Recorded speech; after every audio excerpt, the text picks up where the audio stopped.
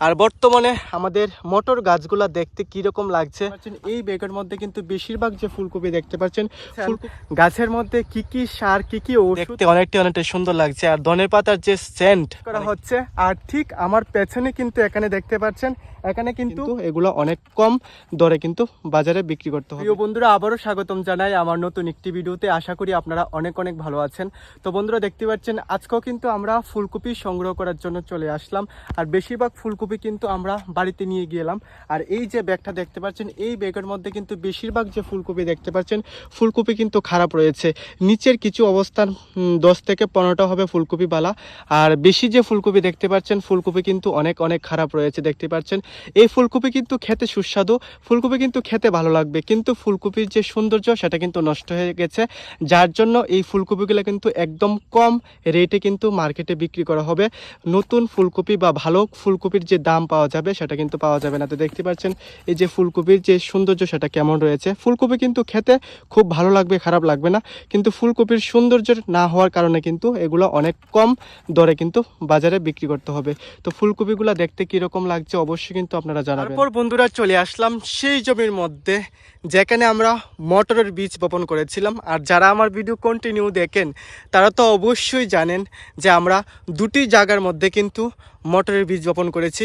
আর বর্তমানে আমাদের মটর গাছগুলা দেখতে কীরকম লাগছে আশা করি আপনারা অবশ্যই কমেন্ট করে জানাবেন। অবশ্যই বন্ধুরা কমেন্ট করে জানাবেন। প্রত্যেকটি জিনিস কিন্তু আপনাদের সঙ্গে আমি শেয়ার করে থাকি। তো বন্ধুরা, আমরা কিন্তু যে জমিতে মটর চাষ করছি সেই জমির মধ্যে কিন্তু কিছু জায়গার মধ্যে দেখতে পাচ্ছেন এই জায়গাটার মধ্যে কিন্তু আমরা ধনেপাতার বীজ আমরা ফেলেছিলাম। তো এই জায়গাটার মধ্যে কিন্তু খুব সুন্দর করে ধনেপাতা উঠলো দেখতে পাচ্ছেন। আর বর্তমানে ধনেপাতাগুলোকে কিন্তু দেখতে অনেকটা সুন্দর লাগছে। আর ধনেপাতার যে সেন্ট মানে কি বলবো বন্ধুরা, যেমন একদম কাঁচা খেতে যেমন একদম টেস্ট লাগে, এত সুন্দর। তো শুধুমাত্র কিন্তু এই জায়গাটার মধ্যে আমরা অল্প পরিমাণে ধনেপাতার বীজ আমরা ফেলেছি। তো কিছুদিনের মধ্যে কিন্তু আমরা ধনেপাতাগুলো উঠিয়ে নেব, না হলে মটর গাছের ক্ষতি হতে পারে।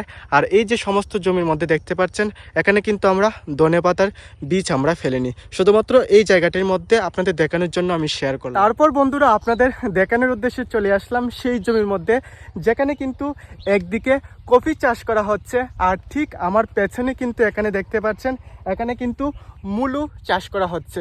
তো বন্ধুরা, এখানে যে আপনারা কফিগুলা দেখতে পাচ্ছেন এই কফিগুলার বা এই যে কফি গাছের বয়স কিন্তু প্রায় 1 মাসের উপরে হবে। তো বন্ধুরা, প্রত্যেকটি জিনিস কিন্তু আমি আপনাদের সঙ্গে শেয়ার করে থাকি। 1 মাসের মধ্যে বা 1 মাস 30 থেকে 35 দিন বা 40 দিনের মতন হবে এই গাছের বয়স। তো বর্তমানে এই গাছগুলো আপনাদের কাছে দেখতে কীরকম লাগছে অবশ্যই কিন্তু কমেন্ট করে জানাবেন।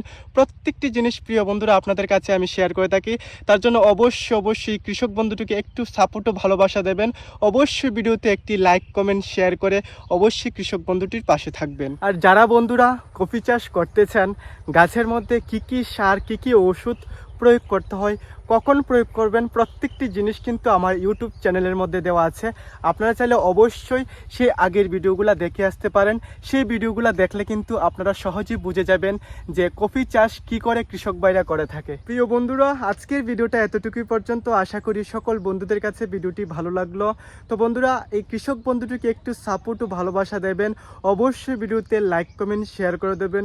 আর যারা নতুন দেখছেন আমার ভিডিও তাদের সকল বন্ধুদের কাছে অনুরোধ থাকবে অবশ্যই আমার ইউটিউব চ্যানেলটিকে সাবস্ক্রাইব করে দেবেন। আপনাদের ভালোবাসা ও সাপোর্ট না পেলে কিন্তু আমি কিছুই করতে পারবো না। অবশ্যই এই কৃষক বন্ধুটিকে একটু সাপোর্ট ও ভালোবাসা দেবেন। আর আমার তরফ থেকে আপনাদের সকল বন্ধুদের জন্য সব সময় থাকবে অনেক ভালোবাসা ও অভিনন্দন।